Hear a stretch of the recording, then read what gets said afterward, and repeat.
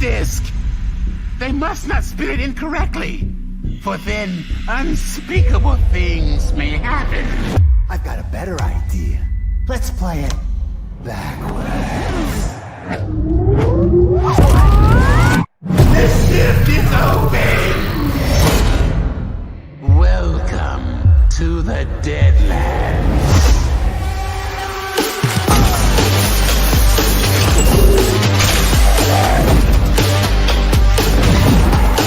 You are ours!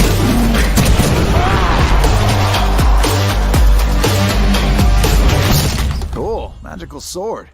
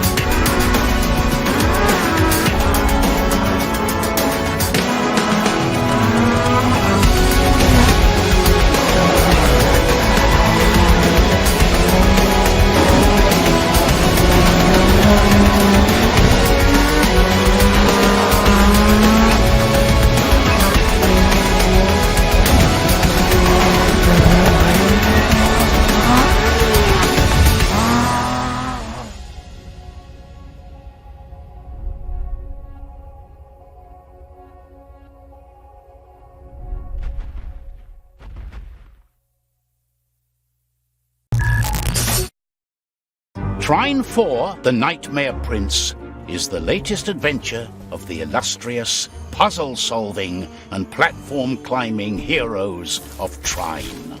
The adventures of Trine are known for their challenging puzzles, lush and wondrous landscapes, and, of course, the three heroes, Amadeus the Wizard, Pontius the Knight, and Zoya the Thief. With all their different abilities woven together, the trio make for a perfect band of heroes to face troublesome villains and save the day. In The Nightmare Prince, the three are reunited once more to track down and rescue Prince Cilius, a ward of the Astral Academy, whose nightmares have begun to come to life in the waking world, terrorizing anyone who gets too close to him.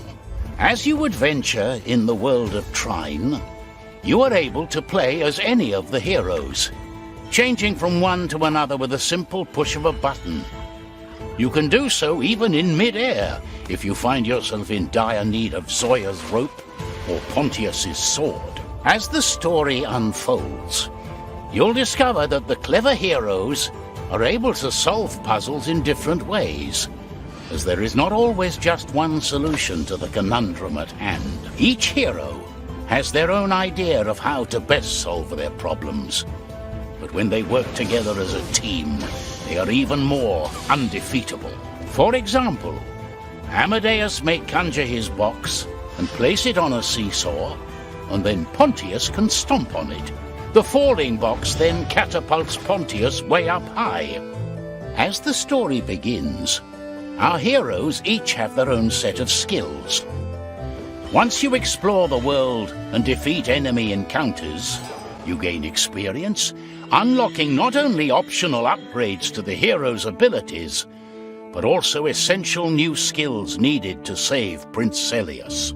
Amadeus the Wizard was studying at the Astral Academy when he gained his share of the mystical powers of Trine. He has never mastered even a tiny part of the Fireball spell, which other wizarding students seem to learn in the blink of an eye. Instead, Amadeus has an innate talent for conjuring boxes, which he can also levitate.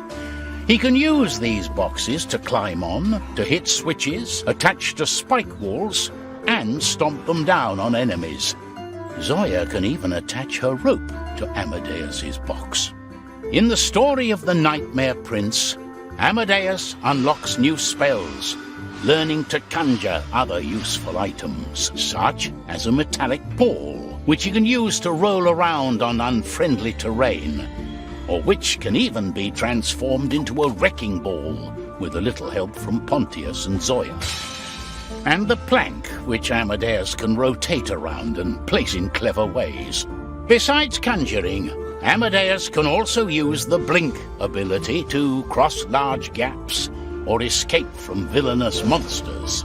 Pontius, on the other hand, is a brave and honorable knight, known for his skill with not only his sword, but also his shield, which he can use to deflect enemy attacks, redirect rays of light and flowing water, or even help his friends by letting them climb on it.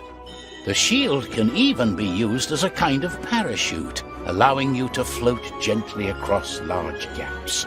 Pontius can also stomp down with his full weight on seesaws, breakable platforms, and on his enemies. He can charge forward to tackle enemies, or break through walls with his knightly force.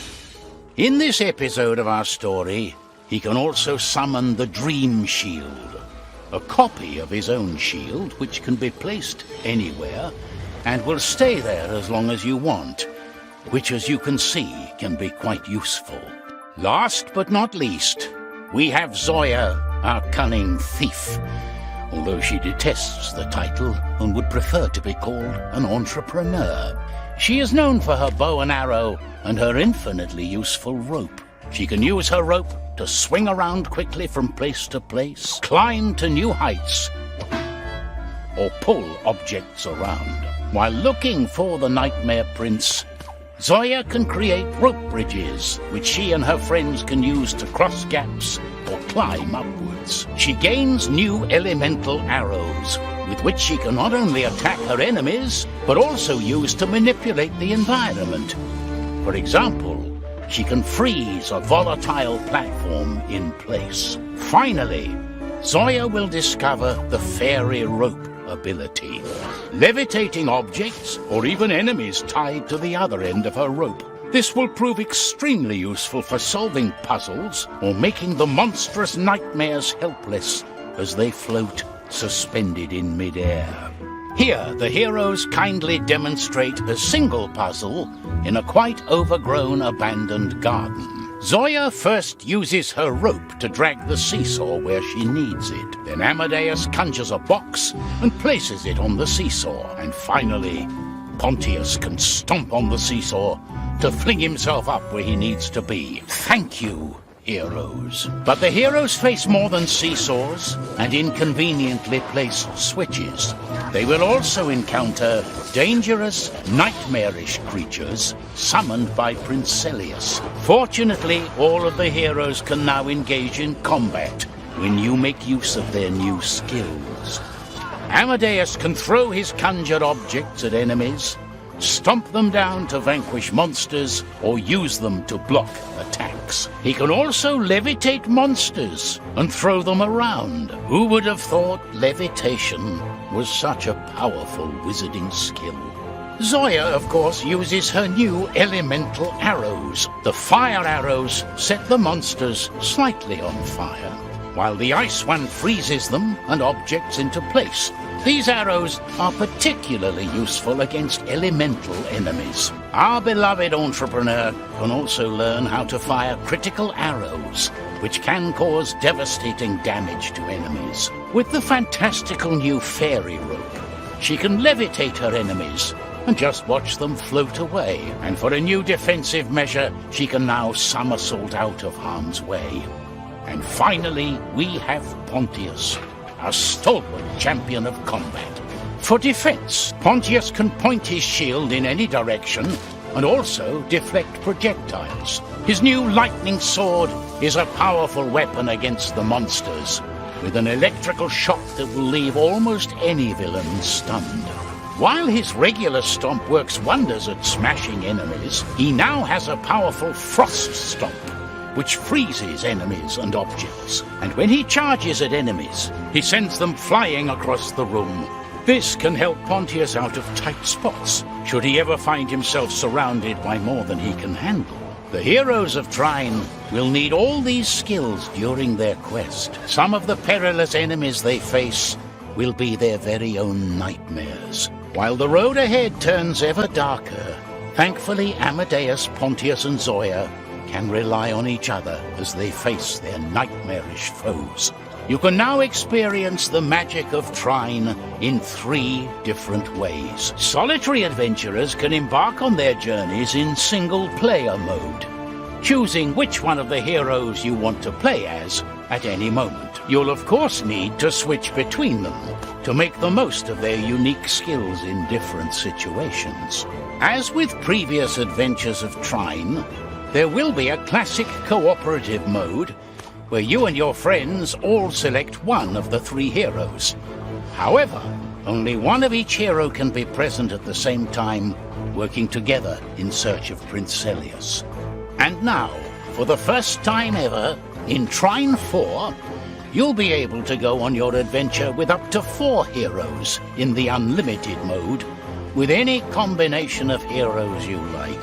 That means if you want 4 Pontiuses to ride pumpkins into the sunset, you can do exactly that.